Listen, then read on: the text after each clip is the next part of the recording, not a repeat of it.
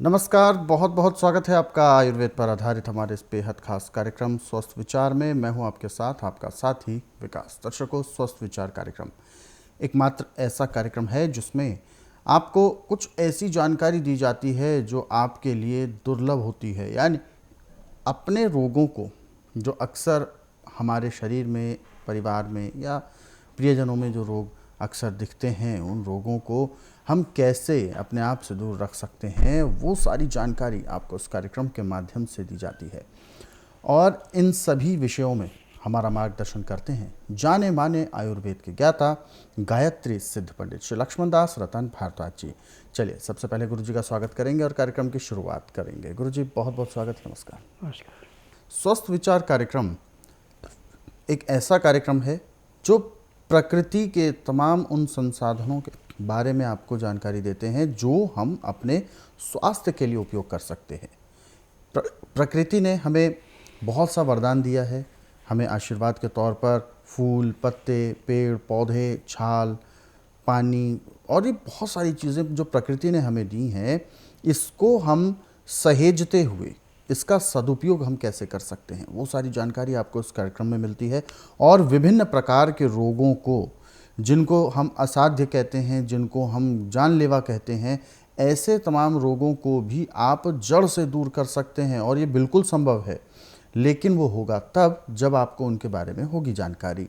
क्योंकि अक्सर रोग शुरुआत में छोटा ही होता है, लेकिन हम उसको पहचान नहीं पाते हैं, या पहचान भी लेते हैं तो हम लापरवाही दिखा देते हैं, और जिसकी वजह से रोग बढ़ जाता है और उसके बाद फिर हमारे पास परेशानी के अलावा और कुछ नहीं बचता। तो ये सारी चीज़ें आपको इस कार्यक्रम में बताई जाती हैं, और इसीलिए हम आप सभी से अनुरोध भी करते हैं, जब भी आप इस कार्यक्रम को देखने बैठें तो कॉपी और पेन लेकर ज़रूर बैठा करें।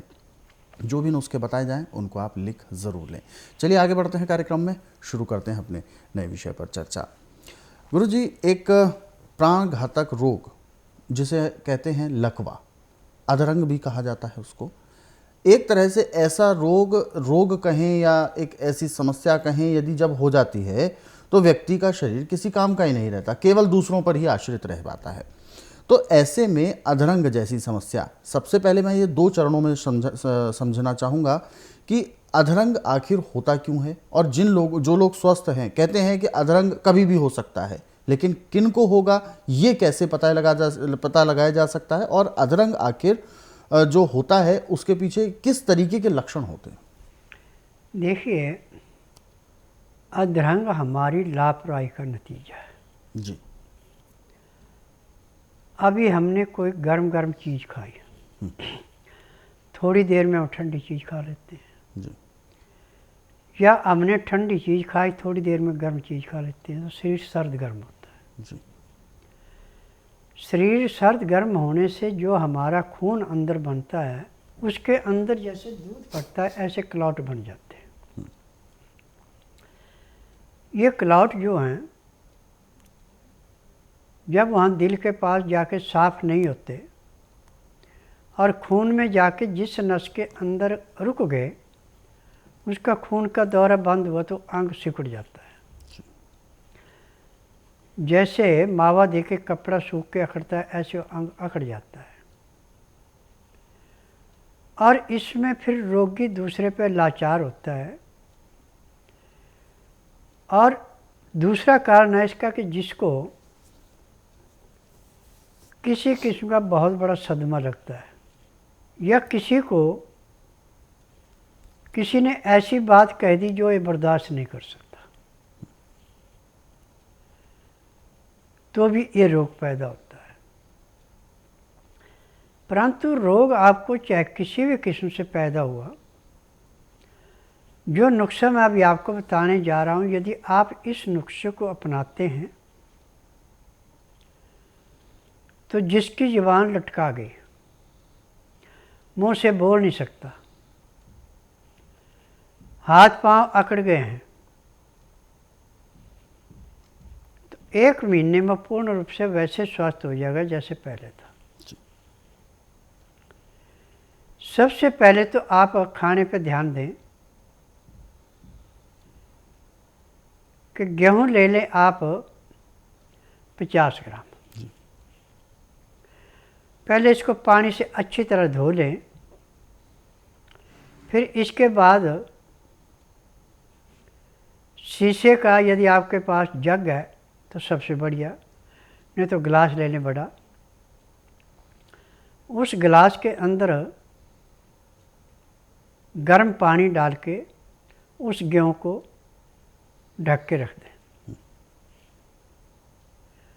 सुबह इसको अच्छी तरह मसलना है, अपने हाथ अच्छी तरह धो के, और पानी को निकाल लेना। और जो आपकी गेहूँ, इसमें थोड़ा पानी मिला के इसको उबालना।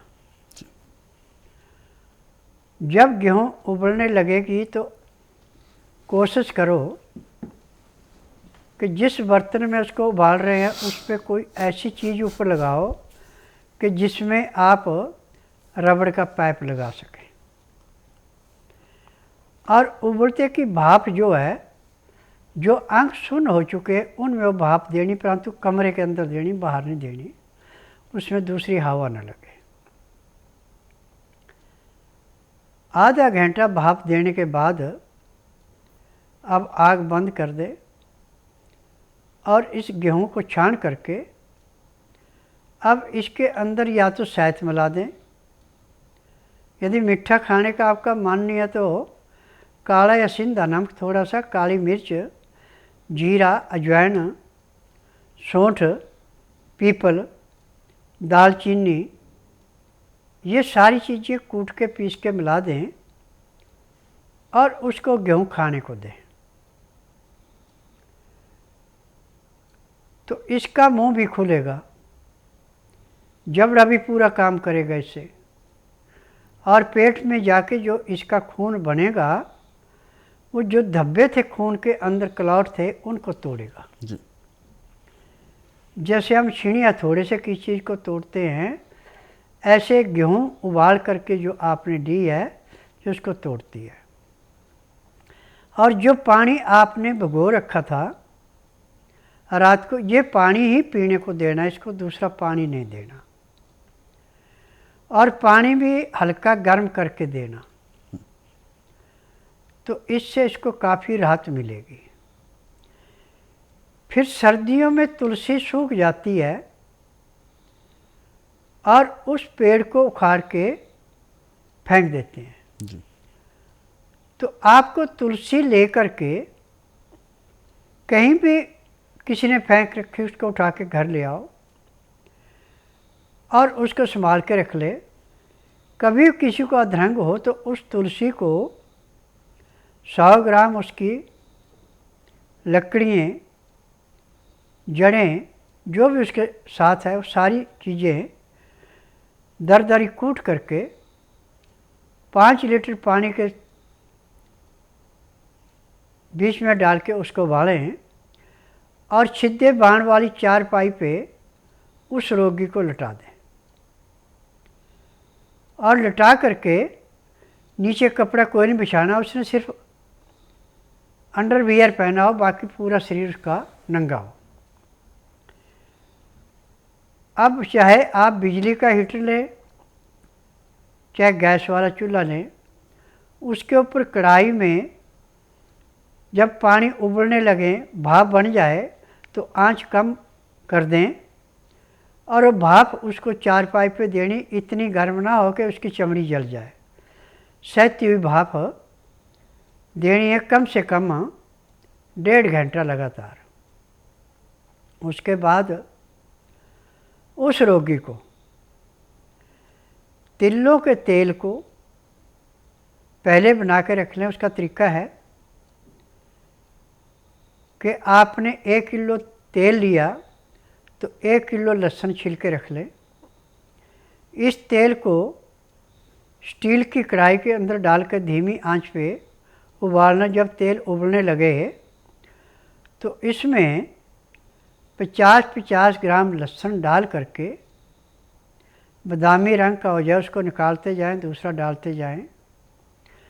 ऐसे लहसुन जलाने में आपका तेल जो है लगभग 250-300 ग्राम समाप्त हो जाएगा।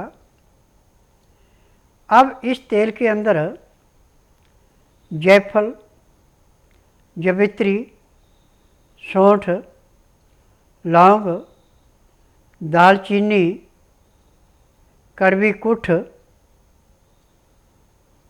केसर, बच, ये 8 चीज़ें उबालनी है, परंतु इनमें केसर 5 ग्राम रखना। बाकी सब चीज़ों का वजन जो है आपका 50-50 ग्राम होना चाहिए। अब ये चीज़ें सारी दरदरी कूट के उस तेल के अंदर 3 घंटे तक आपने धीमी आंच पे इसको उबालना है। 3 घंटे के बाद आंच बंद करके उस तेल को ठंडा होने दें। जब तेल का टेम्परेचर 15 से 18 डिग्री रह जाए तो इस तेल को छान लेना। छान करके इसको लाल रंग की बोतल मिल जाए कांच की तो सोने पे सुहागन, लाल रंग के डब्बे में डाल के धूप में रखना है। और इसके अंदर आपने 100 ग्राम देसी कपूर डाल देना। दिन में 2 बार इसको हिलाना है। अब इसमें से जितनी तेल की आपने मालिश करनी उतना तेल निकालते जाएं और रोगी के कमरे के अंदर मालिश करते जाएं। उसमें हवा नहीं लगनी चाहिए किसी किस्म की भी, परंतु जब आपने तुलसी की सिकाई कर ली उसके बाद।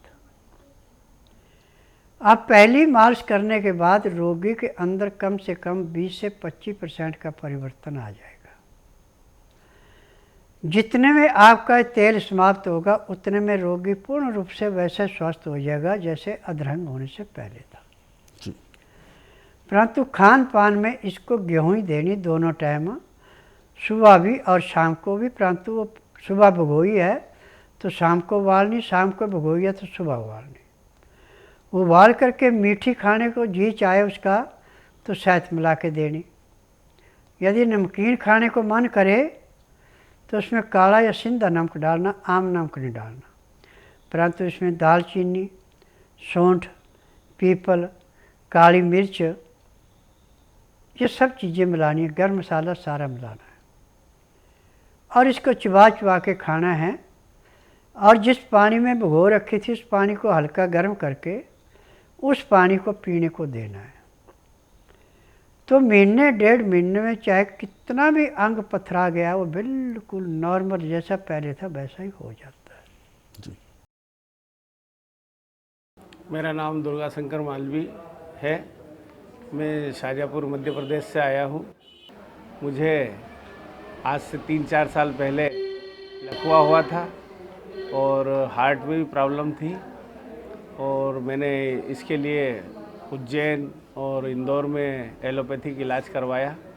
सीने में भी दर्द होता था, पसीना भी आता था और सीढ़ी चढ़ने में भी समस्याएं होती थी। डॉक्टर ने बोला था कि अब आप जो है थोड़ा पैसे का इंतज़ाम कर ले और आपका बाईपास होगा। तो फिर मैंने बाबा जी का प्रोग्राम टीवी पे देखा और कुछ मित्रों ने बताया तो फिर हम यहाँ आ गए और इलाज लिया। बाबा जी के बताए अनुसार नियम से गोली दवाई खाई हमने और पूरे परहेज किए और आज मैं पूर्ण स्वस्थता की ओर बढ़ रहा हूँ। 1 क्विंटल 1.5 किलो वज़न था मेरा, जो आज जो है 82 kg है और मुझे श्वास में भी कोई समस्या नहीं आ रही है। पहले आती थी, अब नहीं आ रही है। मेरा नाम है शशि चौहान।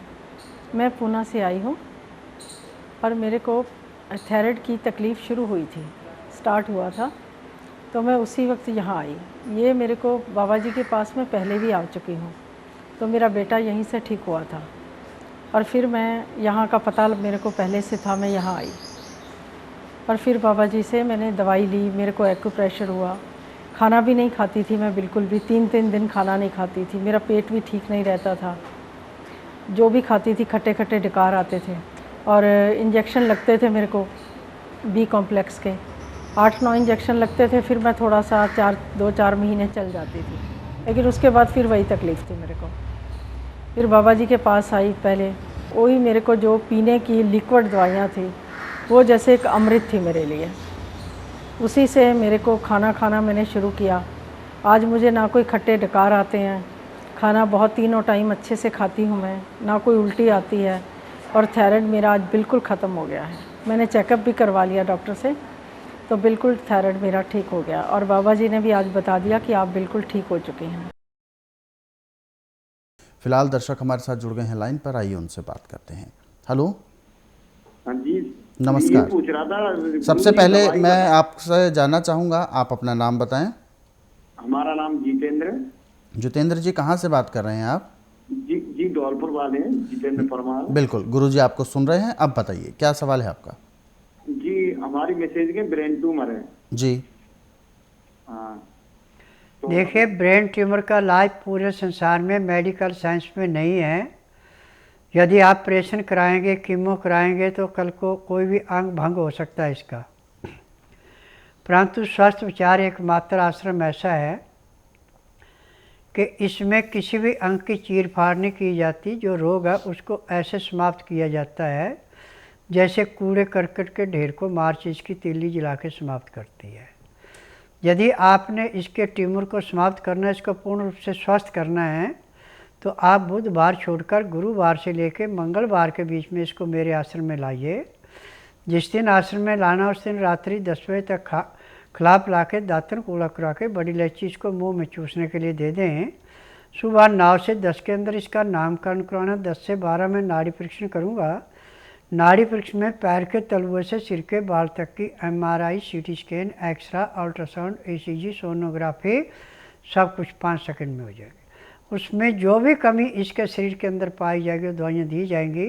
दवाइयाँ खाने की हैं, दवाइयाँ पीने की हैं, मालिश करने के तेल हैं, आँख में, नाक में, कान में डालने की दवाइयाँ हैं। इन दवाइयों के अंदर की विशेषता यह है कि जिस दिन वो आएगी, नाक में जब दवाई डाली जाएगी, जो सिर में इसका दर्द था वो तो उसी टाइम समाप्त हो जाएगा। परंतु ट्यूमर में भी कम से कम 15 से 20% का परिवर्तन आएगा। महीने 1.5 महीने में ट्यूमर का नामो निशान नहीं रहेगा।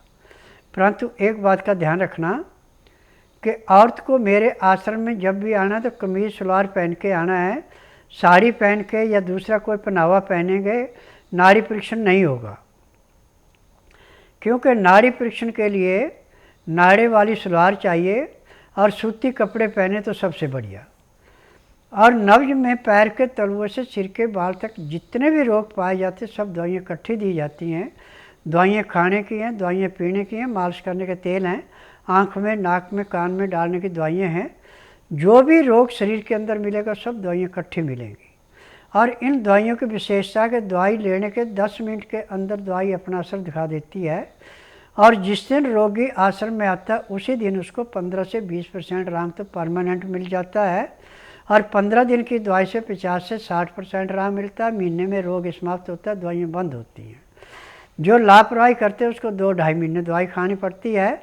जो पूर्ण रूप से परहेज करता है उसको 1 महीने से फालतू दवाई नहीं खानी पड़ती। मेरे आश्रम की विशेषता है कि ना तो रोगी बोलता है मुँह से, ना कागज पत्र आता है, ना किसी मशीन की रिपोर्ट आती है। यहाँ का नियम है कि बुधवार की मैं छुट्टी रखता हूँ, गुरुवार से लेकर मंगलवार तक नाड़ी परीक्षण करता हूँ। नाड़ी परीक्षण में पैर के तलुए से सिर के बाल तक की MRI, CT scan, x-ray, ultrasound, ECG, sonography सब कुछ 5 सेकंड में हो जाते हैं। उसमें जो भी कमी शरीर के अंदर पाई जाती है सब दवाइयाँ दी जाती हैं। और इन दवाइयों का ऐसे असर होता है जैसे रेते की ढेरी पे पानी डाल के रेता पानी को चूस लेता, उसको बहने नहीं देता। ऐसे दवाइयाँ अंदर से रोग को समाप्त करती हैं, रोग को अंदर रुकने नहीं देती। बिल्कुल। तो जो भी आपको सलाह दी गई है उस पर आप अमल करें और जल्द से जल्द स्वस्थ विचार आश्रम आ सकते हैं।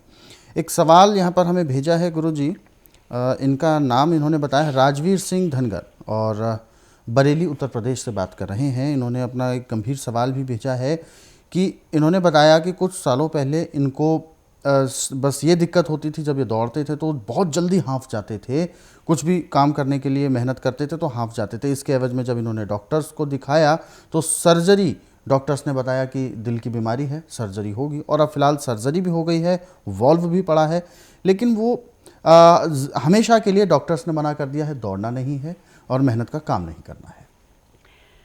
देखिए, ये तो डॉक्टर ने आपको बेवकूफ़ बनाया, ऐसा नहीं है। जब दौड़ने पे सांस फूलता है तो सांस की नाली में, फेफड़े में बलगम जमा होता है जो ऑक्सीजन लेने में असमर्थ होता है। जब दिल को ऑक्सीजन पूरी नहीं मिलेगी तो वहाँ खून गाढ़ा होता है, जिससे डॉक्टर जो हैं खूब पैसे लूट रहे हैं आजकल, दुनिया को ऐसे काट रहे हैं जैसे बुच्चड़खाने में पशु काटे जाते हैं। और ऑपरेशन से कभी भी दिल ठीक नहीं होता जी। चाहे ओपन सर्जरी करें, चाहे हार्ड स्टेंट लगाएं, जो मर्जी करें, फिर भी रोगी का रोग वैसा रहता है। जो दवाइयाँ खिला के कंट्रोल करते हैं वो सिर्फ को सुन किया जाता है, रोग है परंतु आप अनुभव नहीं कर रहे हैं। आप यदि अपने रोग से मुक्ति पाना चाहते हैं, दौड़ लगाना चाहते हैं और लीवर को ठीक करना चाहते हैं, तो आप बुधवार छोड़कर गुरुवार से लेकर मंगलवार के बीच में मेरे आश्रम में आइए। जिस दिन आश्रम में आना उस दिन रात्रि 10 बजे तक खा पी के दातन कूड़ा करके बड़ी इलायची मुंह में रख के चूसते रहें। सुबह 9 से 10 के अंदर मैं अपना नामकरण कराएं। 10 से 12 मैं नाड़ी परीक्षण करूँगा। नाड़ी परीक्षण में पैर के तलुए से सिर के बाल तक की MRI, CT scan, x-ray, ultrasound, ECG, sonography सब कुछ 5 सेकंड में नाड़ी परीक्षण में हो जाएंगे। उसमें जो भी कमी शरीर में पाई जाएगी दवाइयाँ दी जाएंगी। दवाइयाँ खाने की हैं, पीने की हैं, मालिश करने के तेल हैं, आँख में, नाक में, कान में डालने की दवाइयाँ हैं। जब आप इन दवाइयों को लेंगे तो उसी दिन आपके सांस में कम से कम 20 से 25% का परिवर्तन आएगा। 15 दिन में 50 से 60% का परिवर्तन आएगा। 1 महीने में आपका सांस नहीं फूलेगा, चाहे आप जितनी मर्जी दौड़ लगा लें। मैं नाड़ी वैद्य हूँ। नाड़ी वैद्य में पैर के तलुए से सिर के बाल तक की MRI, CT scan, x-ray, ultrasound, ECG, sonography सब कुछ 5 सेकंड में होते हैं। उसमें जो भी कमियां पाई जाती सब उसी टाइम बताई जाती हैं। कितनी पुरानी है, कैसे हुई, वो सब कुछ बताया जाता है। फिर दवाई जो दी जाती है, परहेज करते हैं तो उसी दिन 15 से 20% आराम भी मिल जाता है। यदि आप अपने रोग से मुक्ति पाना चाहते हैं तो आप बुधवार छोड़कर गुरुवार से लेकर मंगलवार के बीच में मेरे आश्रम में आएँ।